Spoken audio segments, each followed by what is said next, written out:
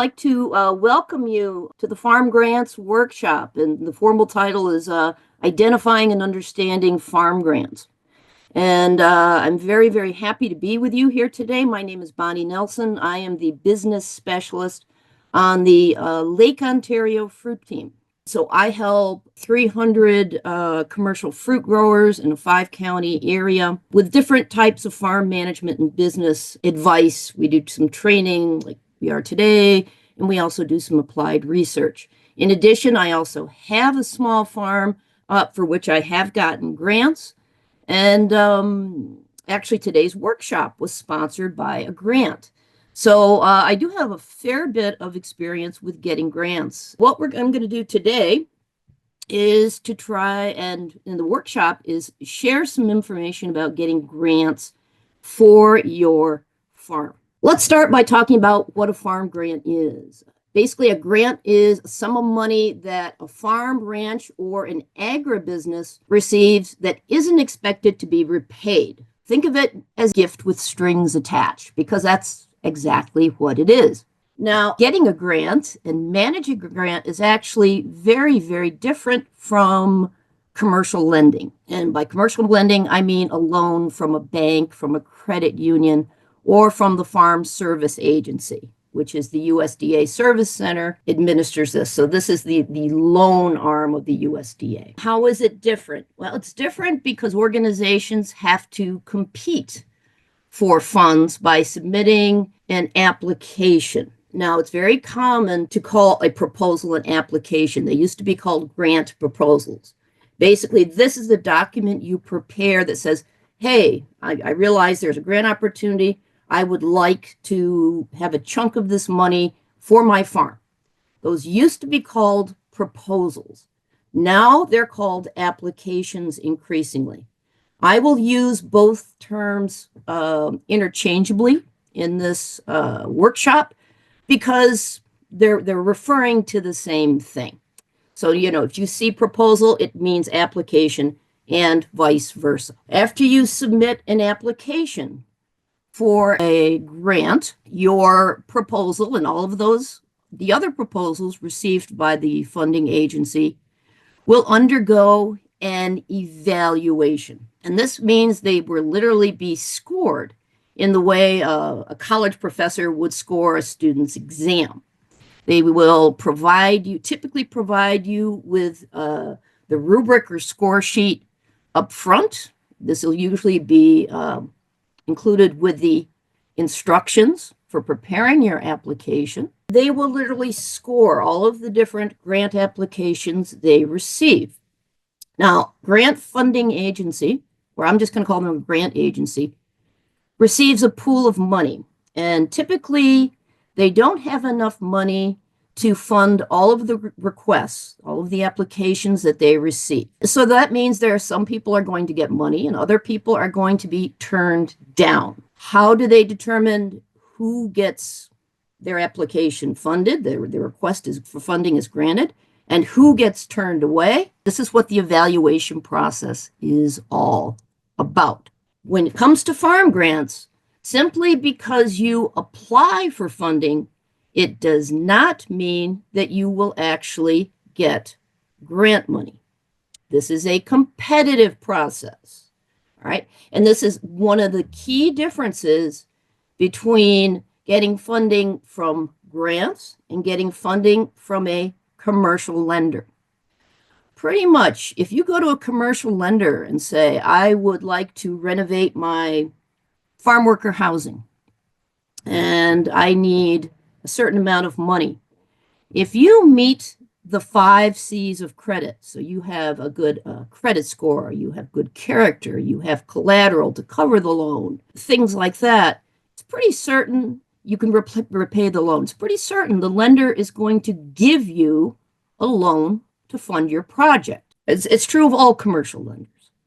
That isn't necessarily true with grant funds. It really depends on the number and the quality of applications that the funding agency receives for a particular grant program. Your application will be more or less competitive depending on the other applications received. All right, that's the way grant funding works. Now, grant funds may be issued and managed by the federal government. The big funder in the United States is the U.S. Department of Agriculture. It can be funded by the state government. And we are fortunate that New York State actually offers a lot of farm grant programs, more than many other states that are actually more rural or more agricultural. They offer a larger variety of farm grants than many other states do.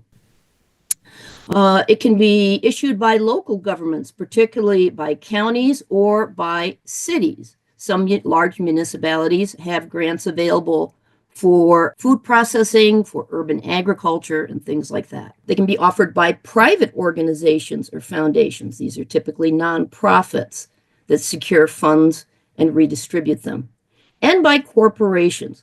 Corporations don't provide many farm grants, at least in New York State.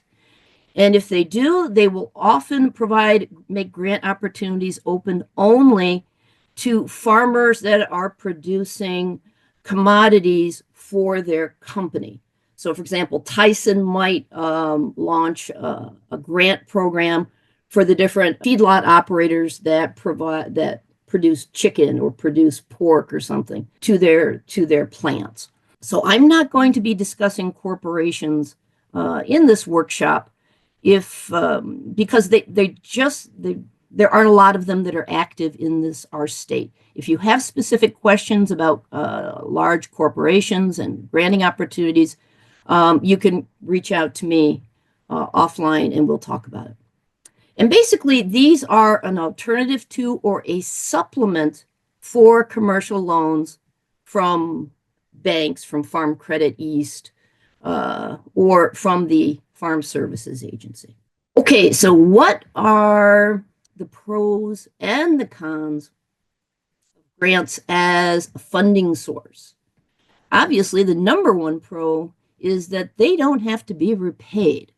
If you get $50,000 to help build a cidery on your farm, well, that $50,000 is essentially much like a gift. As I said, there's strings attached, but you don't have to repay it, providing that you actually complete the project that you agreed to use the funds for. This is not a debt-based funding source. If you get a commercial loan to build your cidery, you not only have to repay the principal, but you also are going to have to pay interest on your loan. And that increases the cost of a commercial loan or bank funding. But that's not the case with this. So farm grants are really a tremendous money saver.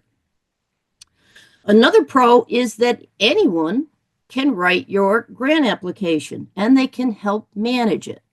If you, let's say you are the farm or the agribusiness owner, but you don't have a lot of experience with farm grants, but perhaps you have an employee or family member who does, you can certainly ask those individuals to help you prepare your grant, and that is perfectly okay, because the business entity itself, will be the entity that is applying for a farm grant. And the farm grant and the grant agency don't really care who prepared the grant. There are also outside consultants who will write grant proposals for you. I haven't used outside consultants.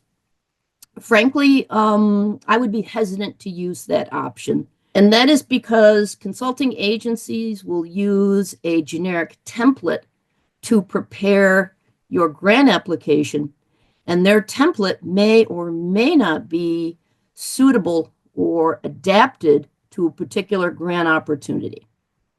But because they're a business, they want to be very efficient, they're going to use a generic template. And of course, you have to pay for this service as well. So you may get a substandard application that costs you a lot of money. So I really think it's better to try and work on your grant application yourself, because you'll learn a lot and no one knows your farm or understands your project you want to complete better than you. It can also be a good source of funding for new projects, for new programs. It's a good for beginning farmers or for individuals who don't have a lot of experience. Commercial lenders will sometimes be reluctant to provide loans if someone doesn't have a lot of experience or a whole lot of capital or a very well-established credit history. That isn't the case with grants. There are grants that are targeted specifically at individuals who are beginning farmers or individuals who may not have a lot of experience in certain types of agriculture, certain types of agribusiness. And these are startup or seed grants. In those scenarios, being a big beginner or not having a lot of experience is actually a good thing, right? Because those grant opportunities have been created to kind of kickstart people and to help them get the funds they need to get started.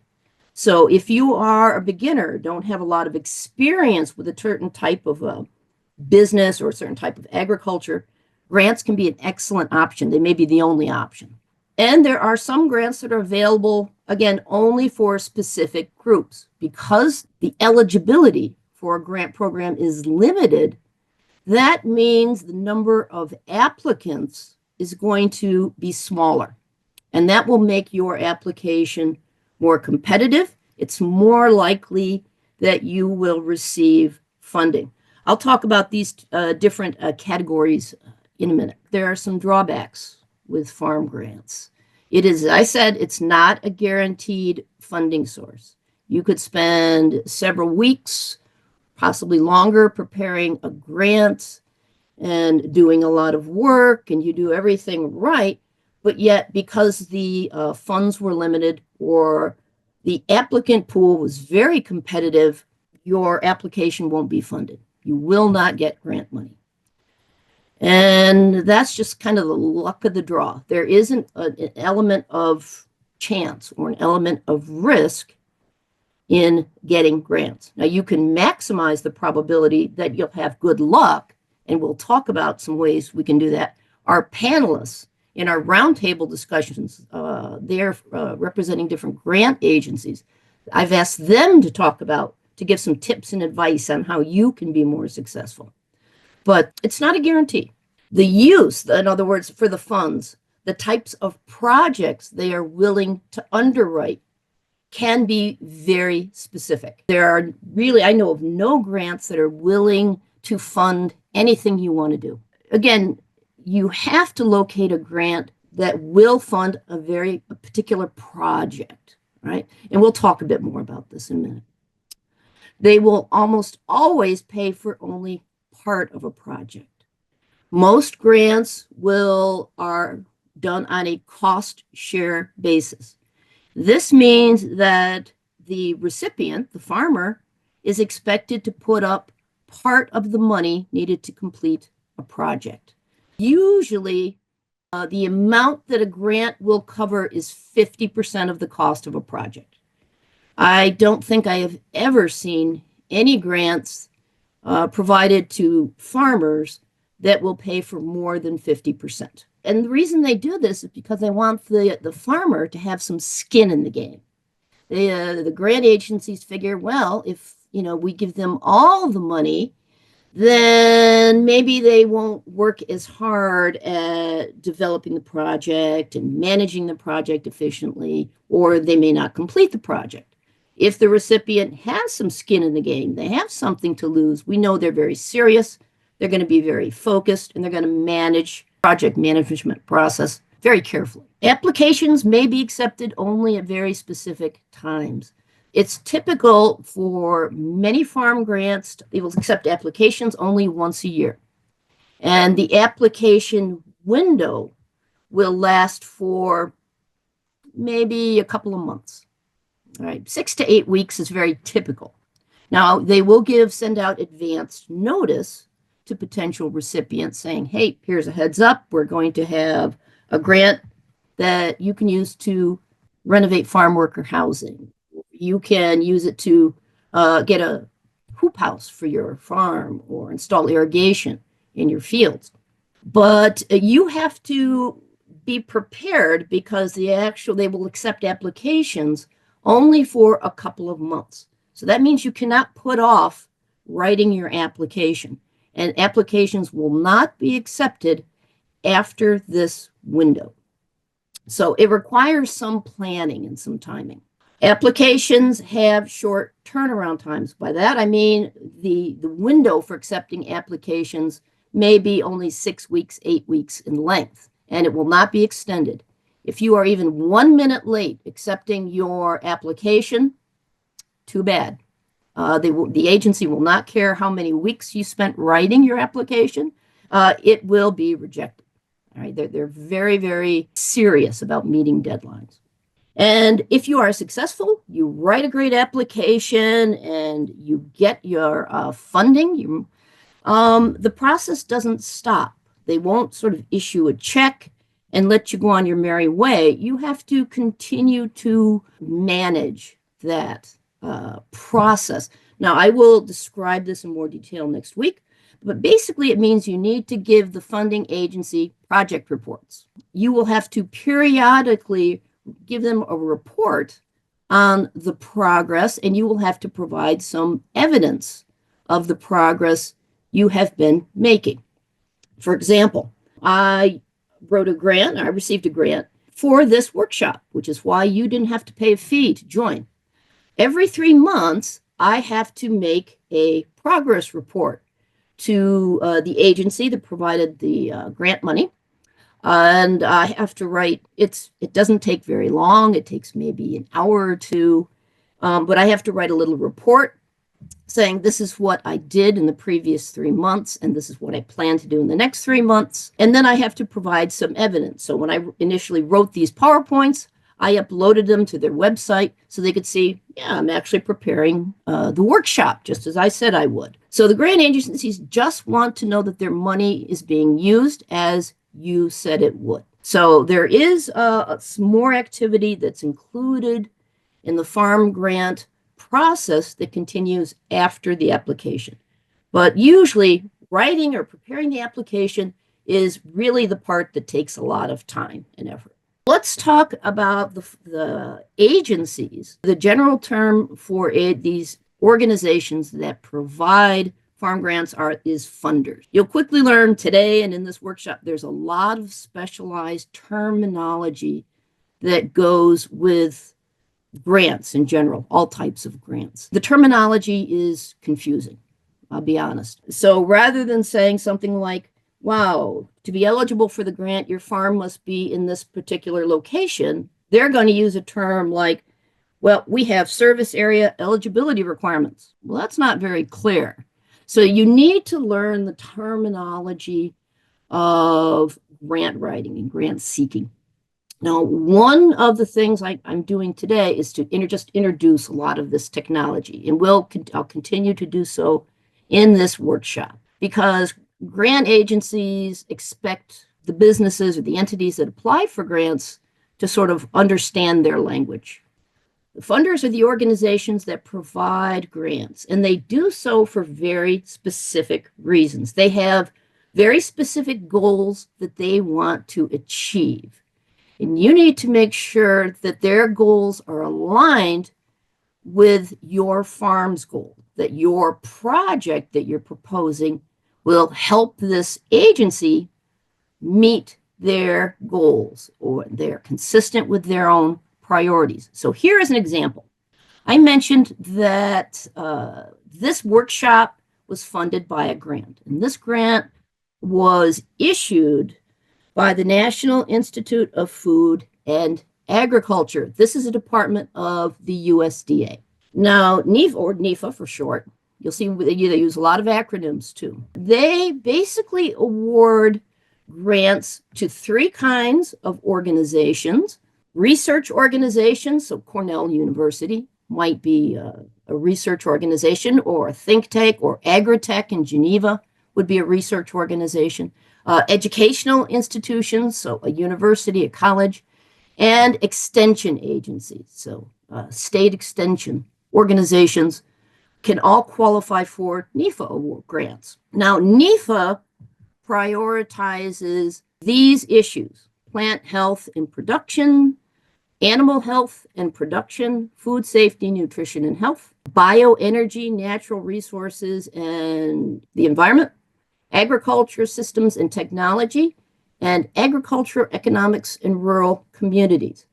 Now, fortunately, this workshop qualifies in that last category because teaching farmers and agribusinesses how to get farm grants as an alternative to commercial lending saves them money, it expands local economies, it makes them more viable. And this is very much in line with increasing the health of rural communities and agricultural economies. So basically, that's why I was able to get this grant. But when you are looking for grants, you need to understand a funder's priorities. You find those organizations whose priorities are in alignment with the project or the initiative that you want to fund on your farm. Because if your project is not in alignment, your application will not be approved. So what are some approved uses for farm grants? This is not an exhaustive list. It's a representative list.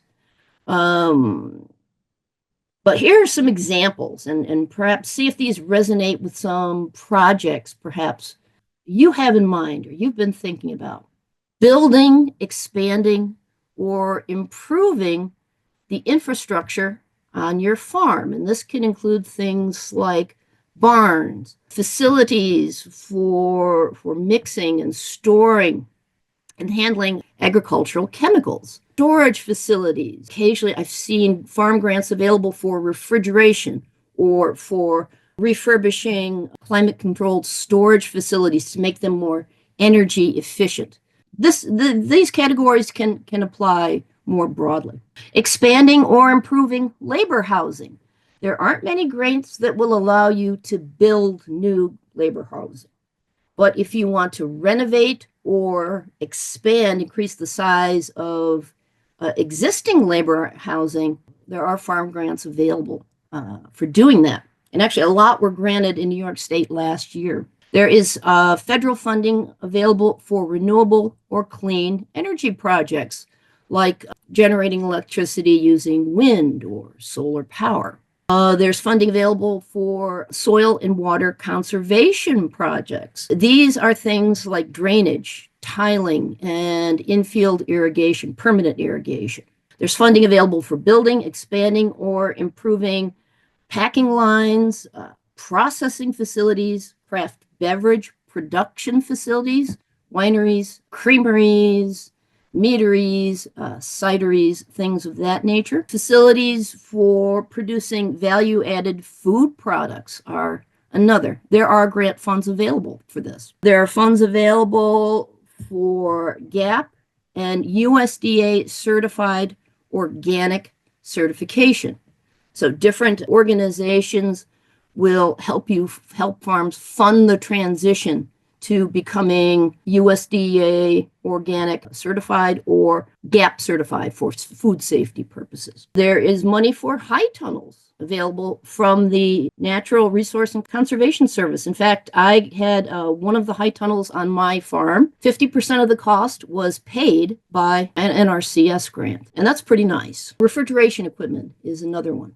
So there, and again, this is not an exhaustive list. If you have a particular question about a project, maybe you didn't see it addressed here, give me a shout and I can try to help you find a grant. So who puts up the money for farm grants? Who are the organizations or the entities behind these funding agencies? The bulk of money for farm grants ultimately comes from the U.S. government, from the USDA. The USDA operates and manages some farm grant programs directly through different USDA departments. NEFA is one such department. Now, they don't provide grants to farms, but they provide funds for grant education. In other cases, the USDA has decided to allocate responsibility for managing farm grants to different states and to different local entities. These are county economic development offices, and some municipalities can receive USDA funding. In a few cases, there are private organizations that will allocate farm grants. Typically, these organizations apply. Sometimes they receive funding from the USDA, and sometimes they will apply for grants themselves. And then they will use grant money they receive to provide farm grants to individual farms. This is not an exhaustive list, but these are the big sources. So when you are looking for different farm grants, these are the different organizations you want to look up first. Natural Resources and Conservation. These folks provide a lot of grants for, again, hoop houses, for tiling, for drainage, and for irrigation. Rural Development does a lot of renewable energy grants. The FSA provides a lot of one-off grant programs. They will occasionally provide grants for beginning farmers, for socially disadvantaged farmers, for new farmers. And that's because one of the USDA's goals and priorities is to encourage more people, especially more young people, to take up agriculture as a career. The Office of Urban Agriculture and Innovative Production. This is a relatively new federal department that wants to strengthen urban food systems by promoting urban agriculture. Grants are available there. And the National Fish and Wildlife will occasionally have grant programs aimed at conservation. State agencies, the Department of Ag and Markets is a huge source of farm grants of all types. And I'm a little critical of Albany at times, particularly the ones that are in charge of labor relations and unionization and things like that. But I have to say, Ag and Markets does a fantastic job with providing a wide variety of farm grants. They really do.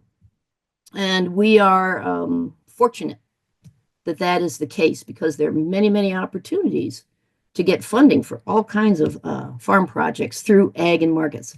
We're going to have representatives from Ag and Markets speak later in the workshop and give you some tips.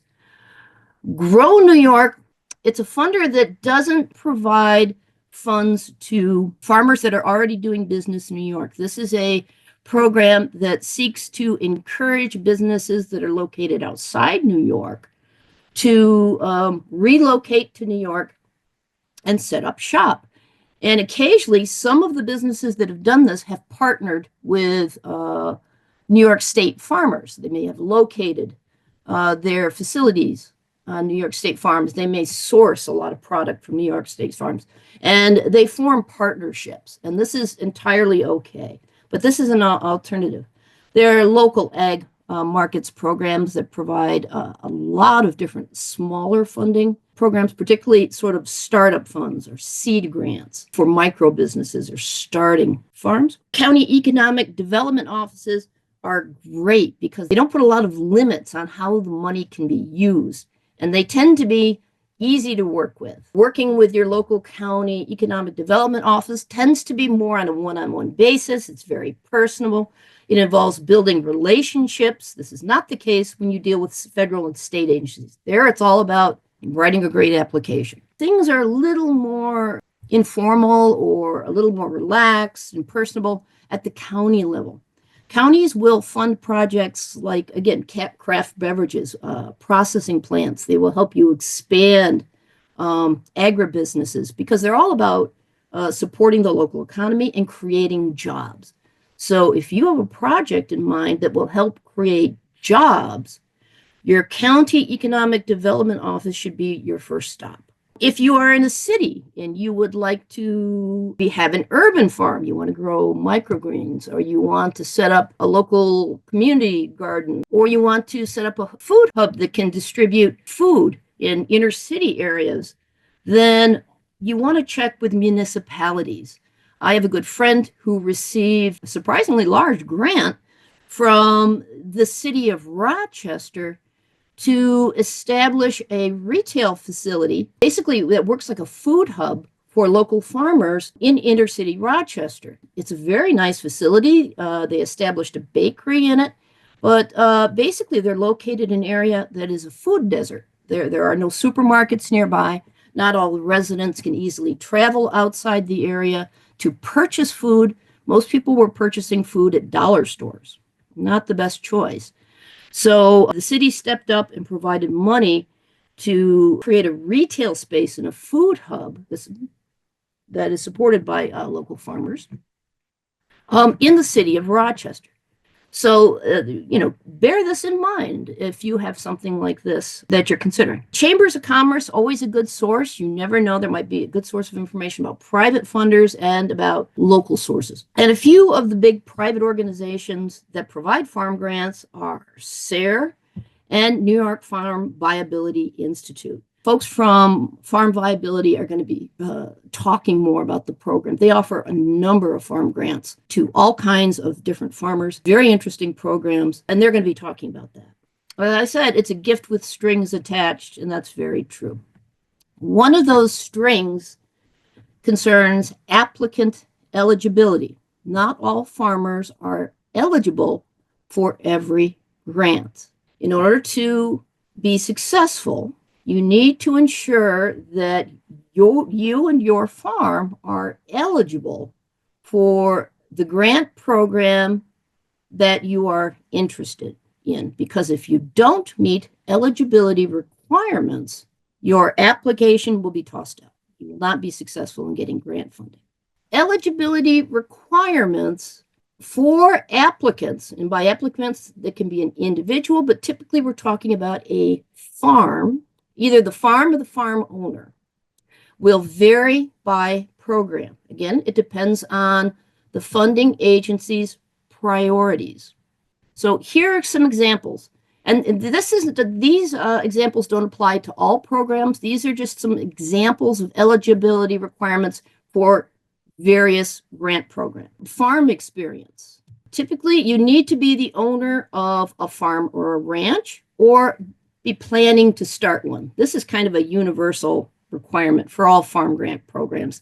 Makes sense. Farm ownership. You need to operate a farm for a certain number of time, or not operate a farm for a certain amount of time. Some grants are targeted at established businesses. A funding agency wants to provide a lot of money to establish a packing plant.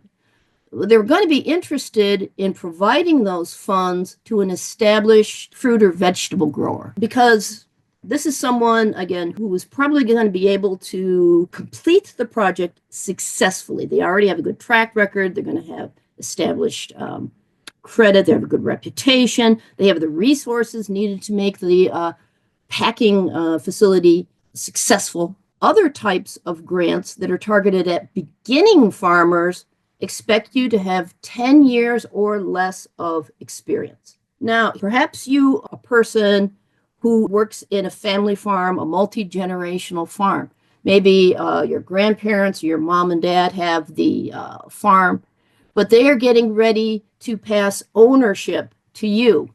And you have been an owner of the farm for less than 10 years. In the eyes of most grant agencies, you will be considered to be a beginning farmer, just because you personally have not been running the business for over 10 years. Now, this is good because a lot of grant agencies that will provide a separate pool of money for beginning or socially disadvantaged funds. There's typically less competition from applicants in these applicant pools, which means it increases the probability that you're going to have your application funded. And sometimes the amount of money set aside for a grant program might be used very quickly. But because they set aside additional pools or extra pools of money, the pool of money for beginning farmers or socially disadvantaged farmers may still have money when the regular the pool of money set aside for regular, sort of run-of-the-mill, been farming for a long time applicants has run out. Basically, if you fall into these categories, there's a good chance you will be more successful if the grant agency's priorities are to fund new farmers or beginning farmers or socially disadvantaged farmers. Some types of farm grants are targeted at small or medium-sized farms. This is the case in startup or seed grants, for example. In that case, you would need to have a small or medium-sized operation, and they will provide a definition. Usually it'll be based on the farm revenues that you generate a particular year. That will be specified by the funding agency. Farm productions. So applicants may need to have some existing farm production. You may need to be in business for a year or two. Again, so you can say, well, we do have sales revenue. We have some experience production. It helps the funder know that you are a good bet for actually completing the project. Farm debt. This is a universal requirement almost always. You need not to have any previous debt forgiveness by the funder. So let's say your farm applied for a grant 5 years ago from a particular agency. Maybe you wanted to establish a packing line and you got a big grant, but for one reason or another, something happened and you did not complete the project. Maybe you spent the money, the project was partially completed, but for whatever reason, you didn't complete it. When that happens, it doesn't happen often. It's unusual. But when it does, you basically have to apply for debt forgiveness from the agency. Some agencies expect you to repay part or all of the grant money. Others will basically, act like a bank and say, well, you didn't repay your loan, and that will certainly affect your standing with the agency. Let's say you want to go and you want to give the processing facility another retry because things have improved on your farm. Things are better. You can't really expect to go back to that same funder and say, wow, I want to apply for another grant from you. If you have failed, you've reneged on your promise to create a processing facility the first time around, they will not fund your application. So this is something that grant agencies of all sorts ask about, and they take it very seriously. If for some reason it didn't work out the first time, go to a commercial lender, go to a different agency, because you're not going to be successful. And again, these are targeted applicants. There are a whole lot. Beginning farmers, small or medium-sized farmers. Veteran farmers are another group. Urban farmers, socially disadvantaged farmers, specialty crop farmers. And this basically means any farm that is not producing field crops like field corn, soybeans, wheat, usually, or livestock products. Anything else, fruit, vegetables, nut crops, fiber, is considered to be a specialty crop. Some grants are targeted specifically for producers of specialty crops. And there are a few programs, sadly not too many, that are available for any farmer. They have very few eligibility requirements for applicants. So federal and state grants can be awarded on a competitive or a formula basis. Competitive grants are awarded to a select group of applicants based on merit, which basically means the scores their applications earned in the evaluation process. This is a competitive process. As we said, it means not everyone who applies will actually receive funds. So the process works like this. And I'll explain this process a bit more next week. So the eligible applicants are going to submit their application. The applications are reviewed. They're scored. The agencies make sure that the applicants meet all the eligibility requirements, that the project is in line with their priorities. They've done everything that they were instructed to do in the application. Those that they consider to be the most deserving are selected for awards. This process will continue until the pool of money available for farm grants is exhausted. Now, most farm grants are of this type, almost all of them, right? And so this is the process we're going to discuss in the workshop. Now, there is another type of grant that is called a formula grant. Now, formula grants are awarded based on a set formula that is established by the funding agency. And this is such as impact on a local population or economic need in a geographic area. Now, these are set by legislators. Okay? They are not competitive. For example, most economic development grants that exist at the local level, the county level, municipal level, are of this type. So let's say that the county legislator has a pool of money that they receive for economic development grants. Their priority is perhaps job creation. They want to create new jobs in their county, and they allow different businesses, including farms, to approach them with proposed projects that they would like to start or expand. If the county's priority is job creation, the applicants that are most likely to get funded are those that create the most jobs and probably the most high-paying jobs, right? Everyone knows that sweatshop jobs, piece rate jobs, things like that don't pay a lot. They don't contribute as much to local economies. They aren't going to. That's how formula grants work. About the only type of formula grant you are going to experience would be a county or a municipal economic development grant. The way you apply for a formula grant is rather different from the process of applying for a competitive grant. Because most farm grants are competitive, I'm going to focus on the competitive process in this workshop. However, I do have speakers from economic development agencies speaking in the roundtable discussions, and I have asked them to describe, well, let's say a farmer wants to, has a project, they think it's going to be good for local food systems, local economies, create some jobs. How would they go about approaching you and applying for these funds? And they are going to explicitly describe how this project works in their counties. That will be our last session. So you probably want to join us for that one. There are often, not always, but there may be geographic limitations associated with farm grants. Again, this will vary by program. Grants require that farms and agribusinesses that are applying be physically located in a specific geographical area.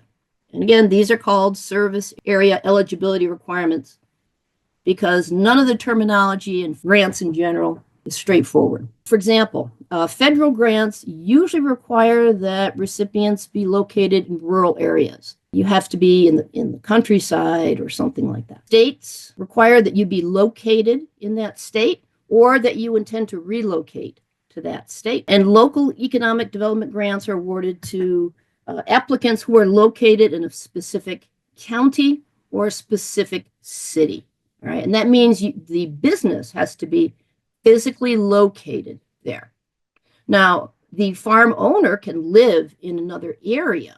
That's perfectly fine. But the business where the project is going to take place has to meet their geographic eligibility requirements. So you want to be sure you check on the program's service area eligibility requirements to identify the funding agencies that award grants in your geographical area. Most funders are going to have a cost share or a matching requirement for grants, which varies by program. Again, this means that grant funds will only cover a portion of the costs of a particular project. A matching or cost share means part of the project's cost is going to have to come from somewhere else. This might be a commercial loan. It might be the farm owner's savings. You can get an FSA loan for the remainder. They don't care, but they do want to be sure that you are able to obtain funds for the project costs that are not covered by the grant. And that is because if you fall short of funds, the project won't be completed. Remember, funding agencies are all about getting proposed projects completed. That's what they want. When they're not completed, then you have people who default on the grant obligations and things like that. And then problems. Matching funds requirements are usually stated as a percentage of the total amount of funds awarded. So, for example, they will say they will pay up to 50% of a project's cost. This means you have to estimate a budget for your proposed project, and then you can apply for up to half the funds needed to complete the project. Or they might express this requirement in the form of a ratio. They would say, well, we have a 1-to-1 match. Again, this is just a different way of saying the grant agency will only fund half of a project's cost. The awardee, the farm, has to come up with the rest of the money. To be honest, I know of almost no grant funding agencies that will provide all of the money needed for a grant. They simply won't. Applicants have to be able to demonstrate their willingness and their ability to pay their share of the cost or the match. For example, if you want to build yourself a cidery, you're applying for a grant that will pay up to 50% of the cost for the cidery, then you may go get pre-approved by a commercial lender for the outstanding amount that isn't covered by the grant. You would produce the paperwork that states, yeah, farm does in fact qualify for a loan that is equal to 50% of the outstanding project costs. That would be an example. You could get a similar letter from the Farm Services Agency in your county or from a local credit union. Or you can simply prove that you have the money in your bank account. Give them a statement of your savings. And that would work too. Okay, so let's just summarize here. Grants can be an attractive alternative for or in addition to commercial loans, but they're not perfect. They are a gift of sorts, but there are strings attached. There is an opportunity cost associated with getting a grant.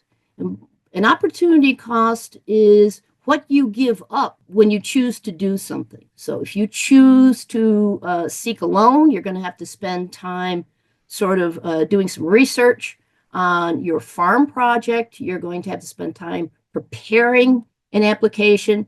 You're going to have to spend time researching different grant options and funding options. The time spent doing all of this means that is time that you can't spend in the orchard or the dairy barn, the cidery, packing vegetables in your CSA. You have to realize there is, even though the cost may not be financial, with a farm grant, there is an opportunity cost. Another thing is that it is a competitive application process. Not everyone who applies for funding will receive funding. Your opportunity cost, the time and effort spent writing a farm grant application, is a definite. That's a given. That's time you won't spend doing other things. That effort may pay off in the form of grant money, or it may not. And this is really, in my opinion, it's the big drawback in relying on farm grants as an alternative source of funding. There is an element of risk associated in farm grants. If you absolutely know that you need money to start a project in 2 months, and it's absolutely critical for your farm, frankly, farm grants aren't probably the option for you, because you may spend a lot of time and money and effort, even if you are able to find a suitable grant opportunity and apply for it. There's some chance that your application won't be funded. So there's an element of chance, an element of risk, because it's a competitive process.